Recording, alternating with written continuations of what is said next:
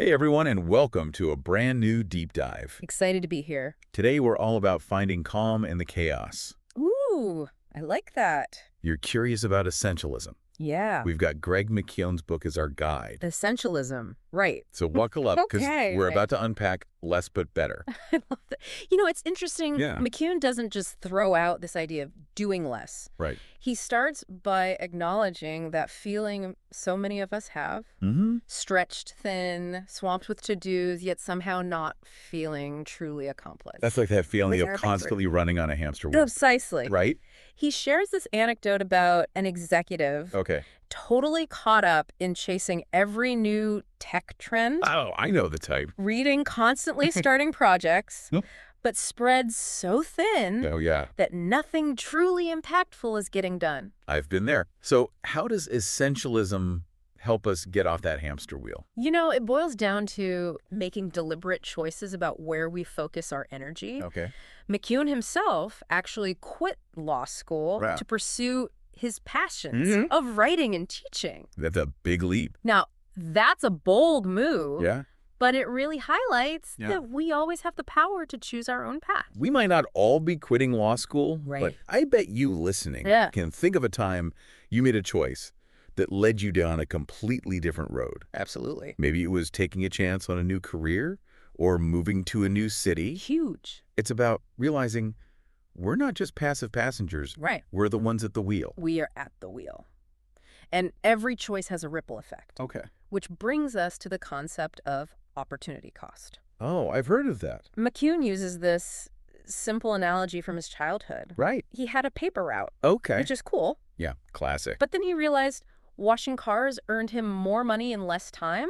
Oh, interesting. So it's not just about what we choose to do, Exactly. but also what we choose to give up as a result. Yes. So if you said yes to that extra project at work, what did it cost you? Maybe you missed out on family time or that hobby you love. 100%. The trade-offs, right? Exactly. Yeah. Now, how do we make sure we're making the most of our limited time and energy? That's the question, right? That's where the 80-20 rule, Okay. or the Pareto principle, comes in. Ah, the 80-20 rule. Classic. This one's a classic, and for good reason. This principle states that roughly 80% of our results Okay. come from just 20% of our efforts. Makes sense. Think about someone like Warren Buffett. Okay. He doesn't make hundreds of small investments. Right. He focuses on a few Mm-hmm. meticulously chosen, Right. high-impact opportunities. The less but better, right. Exactly. And it's not just finance. Remember that example of Chef Ferran Adria's restaurant, El Bulli? Oh, yeah. It was booked solid months in advance, Okay. even though it was only open for part of the year. Why? Why? Because he focused on perfecting a small, seasonal menu of exquisite dishes. Wow. He was laser focused on quality over quantity. And that kind of intentionality Yes. is what sets apart the truly exceptional. I love that. So if you're thinking, Mm. okay, I want this less but better life, Yeah. it all starts with making tough choices. It does. Understanding that with every yes, Yeah. there are 100 no's waiting in the wings. Okay, that makes sense. But how do we actually make those tough choices? I get it. I mean, saying no can be hard. It is. McKeown uses this really compelling story about Southwest Airlines. Right. They decided early on to focus on what they did best. Affordable, no frills flights, Right. no Yeah. fancy meals, Yeah. no sprawling route networks. They knew Yeah. that trying to be everything to everyone would dilute their core strength. And then there's Continental Airlines, Yeah. Right. who tried to copy Southwest's low-cost model, Yeah. but they didn't commit fully. They still offered some of those extras and tried to maintain a larger network. They were straddling two different paths Yeah. and ended up pleasing no one. It's a classic example of how a half-hearted commitment to two things is often a recipe for mediocrity. That's a good way to put it. Yeah. So I want you to think, Okay. where are you straddling in your own life? Good question. Is there a project you're not fully invested in or a commitment that's draining your energy? Ooh, yeah. What would it take to make a conscious trade-off and go all in on what truly matters? That's such a powerful question. And speaking of space, Yeah. McKeown also talks about creating space for exploration and reflection, I love that. both literally and figuratively. Oh, interesting. You know, like clearing out that physical clutter to Yes. make room for new ideas. Right. I recently did a major closet clean out, and it felt amazing. I bet. It's so good. And McKeown talks about this class at Stanford. Designing life, essentially. I like it. They actually give students the time and permission to just think, to reflect on their values, their goals, and make intentional choices about their lives. Okay, but realistically, who has time for that, right? I know. I mean, we're all so busy. That's the challenge, isn't it? Right. McKeown even tells this funny story about a CEO who started booking fake meetings just to get some uninterrupted thinking time. Oh my gosh, I totally get it. I've definitely hidden out in a conference room with my headphones just to escape the noise and actually get some work done. Totally. But it brings up a good point. In our always-on world, Right. we often neglect the importance of sleep. Huge.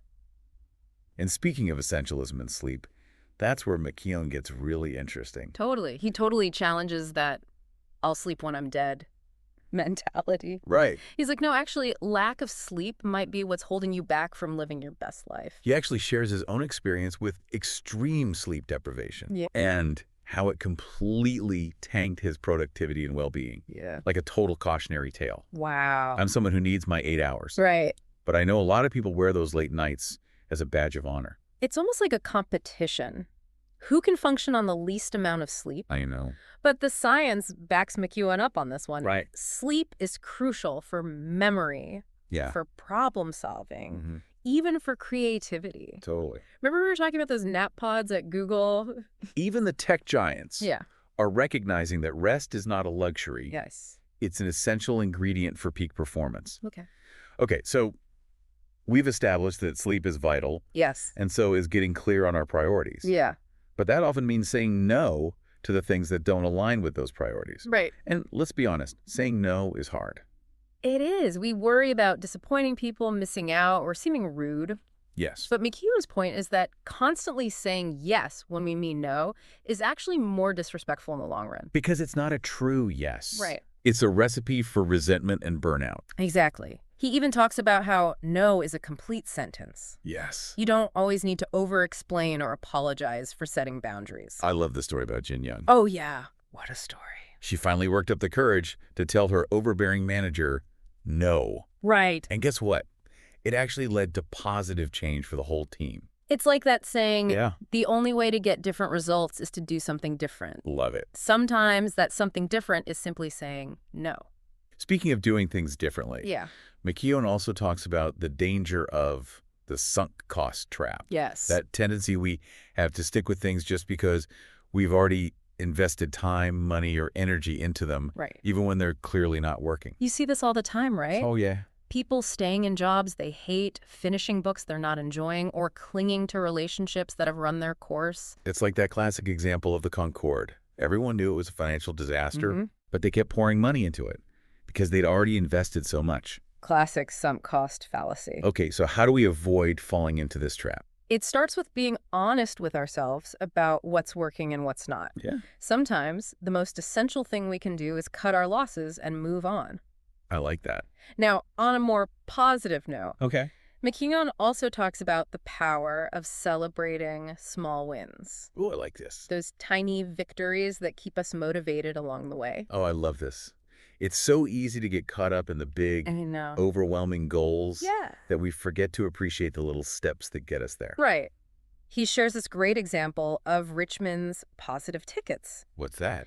Instead of just punishing bad behavior, the police started handing out tickets for good deeds. Oh, wow. Like helping an elderly person cross the street or cleaning up trash. That's amazing. And it actually worked. Wow. Focusing on the positive, no matter how small, had a ripple effect and led to positive changes in the community. I love that.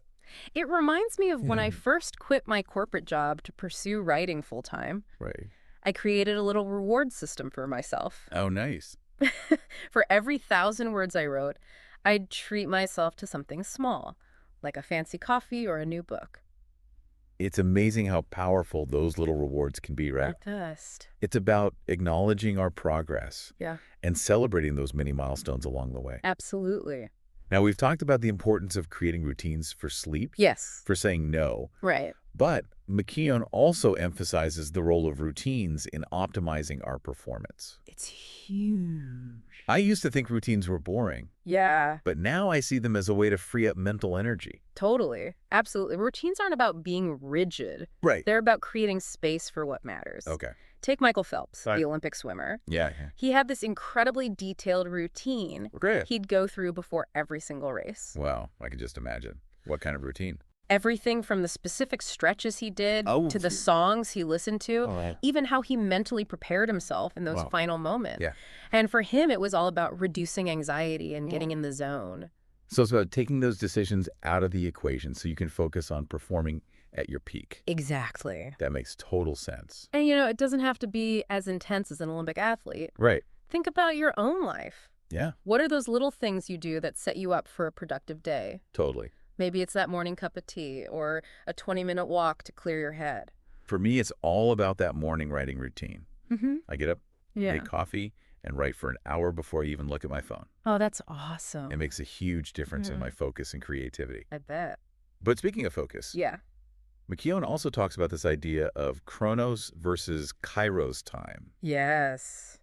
It sounds kind of complicated, Right. but it's actually pretty simple. It is. Okay. Chronos is basically our everyday clock time, Yeah. right? The minutes and hours we're always trying to manage. Yes. But Kairos is different. It's about those moments that really matter. Okay. The ones we want to remember, the ones where we feel truly alive. Like that time you spend with loved ones after a long day. Yes. Or that moment of pure joy when you're lost in your favorite hobby. Exactly. Yeah. And McKeown tells this really powerful story about a father who lost his daughter. Oh, wow. He realized that he had all these home videos of their vacations, Right.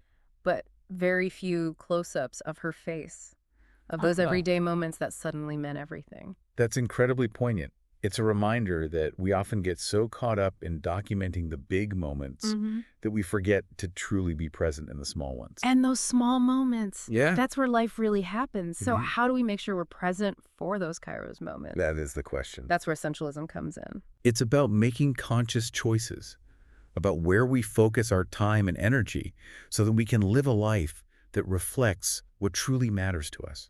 And it's not just about us as individuals. Right. McKeown talks about how these principles apply to teams as well. Right. Remember that executive we talked about who was juggling 18 top priority projects? Oh, I know, right? Imagine how much more effective his team would be if they were all aligned on one or two clear goals. Exactly. Yeah. An essentialist leader helps their team cut through the noise and focus on what truly drives impact. Right. It's about saying, Yeah. here's where we're going, and here's why it matters. That's about creating that shared understanding and empowering everyone to do their best work. Totally. So as we wrap up this deep dive, Yeah. I think the big takeaway here is that essentialism isn't just about getting things done. Right. It's about designing a life that's both meaningful and fulfilling. It's about living with intention and making choices that align with our deepest values. Beautifully said. Yeah. And speaking of aligning with our values, Yeah. McKeown shares this really thought-provoking anecdote toward the end of the book. Okay. He talks about this near-fatal car accident he had with his family. A really harrowing experience. Yeah. And he talks about how it made him acutely aware of the fragility of life. Right. It forced him to ask himself, Yeah. what would I change if I knew my time was limited? Wow, what a powerful question. Mm. I'm getting chills just thinking about it. It's a question that can really clarify what's truly essential. Absolutely. What would you change? Yeah. What dreams would you finally pursue? Right. What relationships would you nurture? It's a question worth reflecting on. Absolutely. This deep dive has given us all a lot to think about. For sure. It's a powerful reminder that we have more control over our lives than we often realize. It's about making conscious choices and designing a life that's both meaningful and fulfilling. I love that. So, until next time, Okay. remember, less but better.